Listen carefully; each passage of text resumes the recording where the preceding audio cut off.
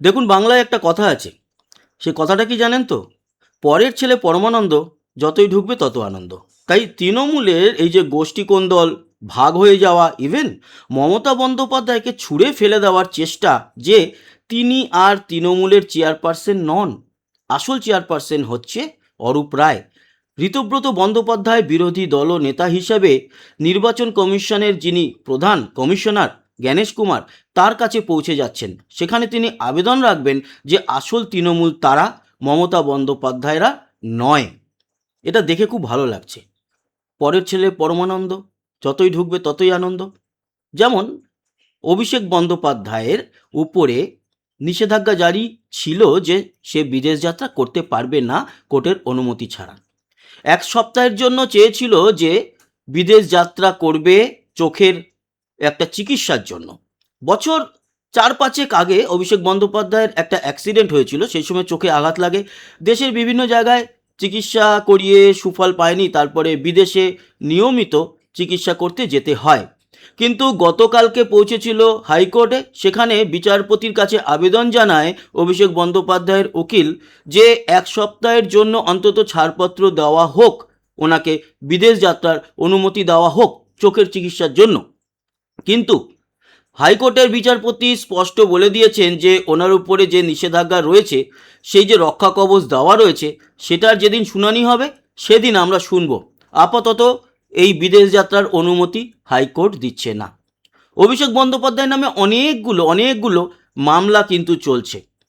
কিছু মামলা আগে চলছিল, সরাসরি নয়, ওই কালীঘাটের কাকুর মাধ্যমে, যার ভয়েস স্যাম্পল টেস্ট হয়েছিল, সেই স্যাম্পল টেস্টের রিপোর্ট আজ অবধি সাধারণ মানুষ জানতেও পারল না, তার কোনো রেজাল্ট আমরা পাইনি। মানুষের এই হাইকোর্টের উপরে, সুপ্রিম কোর্টের উপরে, মানে বিচার ব্যবস্থার উপরেই কিন্তু আস্থা বেশ খানিকটা উঠে যাচ্ছে এই জিনিসগুলো পরপর দেখতে দেখতে।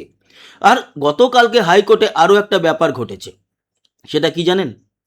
4 তারিখে 12টার পর ডিজে বাজাবো, এই প্রবাদ প্রতিম বক্তব্য যিনি রেখেছিলেন অভিষেক বন্দ্যোপাধ্যায়ের, তার ভিডিও অডিও শোনে হাইকোর্ট। শোনার পর কি বলেছে? বলেছে ভয়েস স্যাম্পল টেস্ট করা হবে। অডিও ভিডিওতে পরিষ্কার উনি বক্তব্য রাখছেন, তাও ভয়েস স্যাম্পল পরীক্ষা হবে, হোক। কিন্তু তারপরে কালীঘাটের কাকুর ভয়েস স্যাম্পেলের যেরকম একেবারে আলাদাভাবে কোন যে ফাইলের তলায় প্রবেশ করে গেল, সেরকম যেন না হয়, আমরা সেরকম দেখতে চাই না। তো আদালত বিদেশ যাত্রার অনুমতি দেয়নি, তাই বিদেশ যাত্রায় যেতে পারছেন না অভিষেক বন্দ্যোপাধ্যায়। অনেকে মনে করছিলেন এই বিদেশ যাত্রার মাধ্যমে হয়তো বাইরে গিয়ে গা ঢাকা দেবেন তিনি, কিন্তু সেটি আপাতত হচ্ছে না। এখন দেখার যে আমাদের বিচার ব্যবস্থা ঠিকঠাকভাবে বিচার করে সাধারণ জনগণকে বিচার এনে দিতে পারে কিনা, সাধারণ জনগণ যেটা চাইছে সেটা হয় কিনা। সাধারণ জনগণ কি চাইছে আপনারা ভালো করে জানেন, আপনারা কমেন্ট বক্সে অবশ্যই জানাবেন। এবার আসি আরও একটি আলোচনায়। এই যে শুরুতে বললাম না, পরের ছেলে পরমানন্দ, যতই ঢুকবে ততই আনন্দ। আমি একজন মনে প্রাণে বিজেপি সাপোর্টার, আপনারা সেটা ভালো করে জানেন। ভোটের অনেক বছর আগে থেকেই আমাদের অনেক ইউটিউবার এরকম একটা কমিউনিটি রয়েছে, যার মধ্যে অনেকেই আপনারা চেনেন, আমি আর আলাদা করে নাম বলছি না। আমরা সবাই লড়াই করেছিলাম, বিজেপির হয়ে প্রচার করেছি ইউটিউবে, তাই সবাই আমাদেরকে একেবারে জানে যে আমরা বিজেপির লোক, আমরা একতরফা নই। এবং এটাও বলে রাখি, কিছু কিছু জিনিসে আমি কিন্তু আমার মতো করে আমি প্রতিবাদও জানিয়েছি। যেমন অন্নপূর্ণা ভাণ্ডার, আয়ুষ্মান ভারত কেন সবাইকে দেওয়া হচ্ছে না, কিংবা এই যে বার্ধক্য ভাতা একবার বলা হলো 1000 থেকে বাড়িয়ে 2000, আবার বাজেটে বলা হচ্ছে 1500, এগুলো নিয়ে বলেছি, এগুলো নিয়ে অবশ্যই বলবো। ক্রিটিসাইজ না করলে তাহলে গভর্নমেন্ট ঠিকঠাকভাবে চলবে কি করে? যেটা আগের গভর্নমেন্টের ক্ষেত্রে ক্রিটিসাইজ করলেই সে হয়ে যেত বিজেপি, সে হয়ে যেত শত্রু, কিংবা সে হয়ে যেত মাওবাদী। আশা করি বিজেপি গভর্নমেন্ট এই জায়গাগুলোকে পজিটিভভাবে নেবে, এবং সেটাই আমরা আশা করি। তৃণমূল কংগ্রেসের এই মুহূর্তে যেই অবস্থা, তাতে আমার ভীষণ ভালো লাগছে, কিন্তু একটা জিনিস খারাপও লাগছে। আমি হতে পারি মমতা বন্দ্যোপাধ্যায়ের বিরোধী, কিন্তু একটা কথা বলবো, 1998 সালে এই তৃণমূল কংগ্রেসের জন্ম তো দিয়েছিল মমতা বন্দ্যোপাধ্যায়। তার হাত ধরে এতগুলো এমএলএকে পেয়েছে বাংলা, এতগুলো এমপিকে পেয়েছে বাংলা। এবং দিল্লিতে একটা সময় 35খানার মতো এমপি এই মমতা বন্দ্যোপাধ্যায়ের হাত ধরেই কিন্তু গিয়েছিল। সেই এমপিরা এবং মমতা বন্দ্যোপাধ্যায়ের তৃণমূল কিন্তু 44% কাছাকাছি ভোট পেয়েছে। এই ভোটেও এই খারাপ পরিস্থিতির মধ্যেও, আমি কি ঠিক বললাম 44 বা ওই 40-এর ঘরে, 44-এর একটু মাইনাস হবে, এক্স্যাক্টলি আমার ফিগারটা মনে পড়ছে না, 40%-র উপরে তো ভোট পেয়েছে। সেই ভোটগুলো কিন্তু তৃণমূল কংগ্রেসের ভোট এবং মমতা বন্দ্যোপাধ্যায়ের সাপোর্টে ভোট। সেটা হতে পারে সংখ্যালঘুদের, হতে পারে যার খুশি, হতে পারে লক্ষ্মীর ভাণ্ডার যারা চায় তাদের ভোট, এবং মমতা বন্দ্যোপাধ্যায়কে ভালোবেসে দেওয়া ভোট।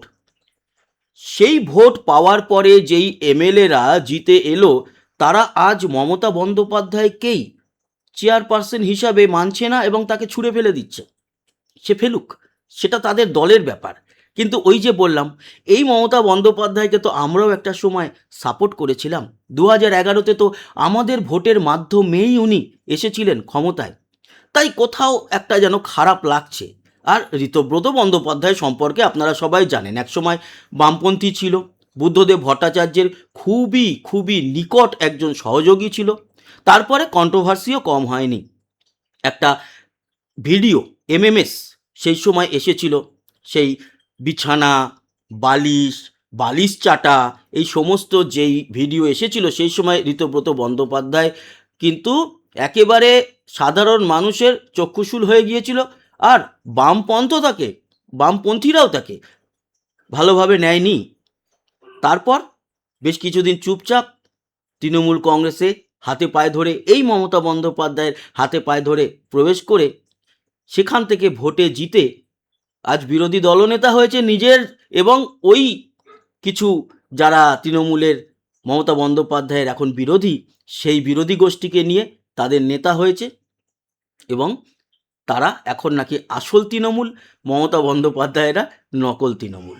দল তো ভেঙে পুরো চুরমার। এই দল থাকবে না, তৃণমূল কংগ্রেস বলে কিচ্ছু থাকবে না আগামী ভবিষ্যতে। আজ থেকে 5 বছর বাদে টিএমসি বলে যে একটা দল ছিল, সেই দলটাই উঠে যাবে।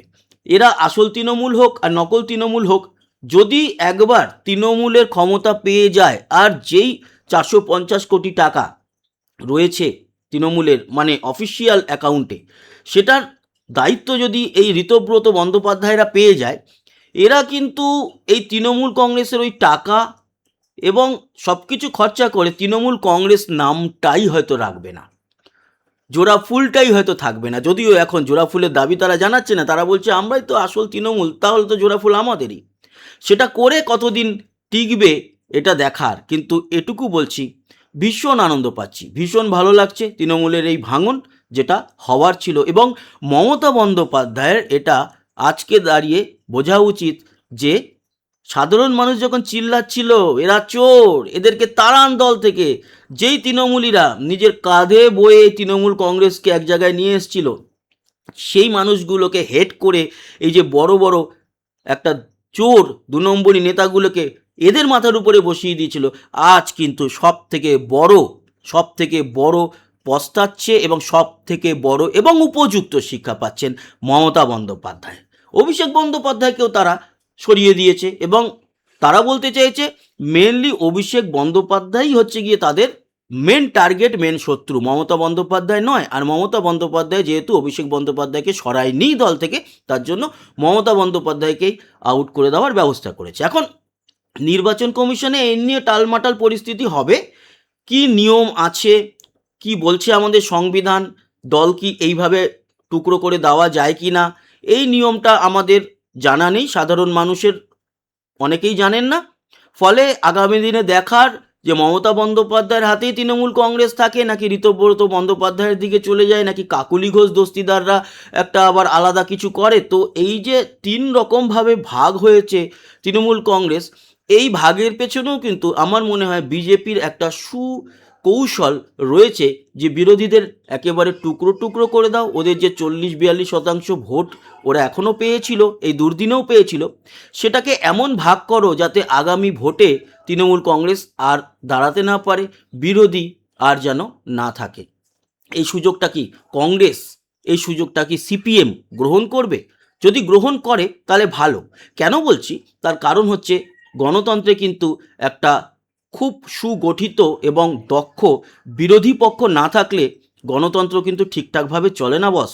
তাই একটা সঠিক এবং দৃঢ় বিরোধী পক্ষ সত্যিই দরকার এই গভর্নমেন্টের। না হলে সেই একই কেস হবে, এই বিজেপি সরকার যা করবে তাই সাধারণ মানুষকে মেনে নিতে হবে, বিরোধিতা করার কেউ থাকবে না, যেটা গণতন্ত্রের জন্য একদমই ভালো নয়। এই ছিল এই মুহূর্তের কিছু আলোচনা। আশা করি ইনফরমেশনগুলো আপনাদের ভালো লাগলো। সবাই ভালো থাকবেন, সুস্থ থাকবেন এবং সাবস্ক্রাইব করে আমাদের সঙ্গে জুড়ে থাকবেন। লাইক আর শেয়ার করতে ভুলবেন না। কমেন্ট বক্সে আপনার মতামত অবশ্যই জানাবেন। আসি, আবার দেখা হচ্ছে, ততক্ষণের মতো টাটা।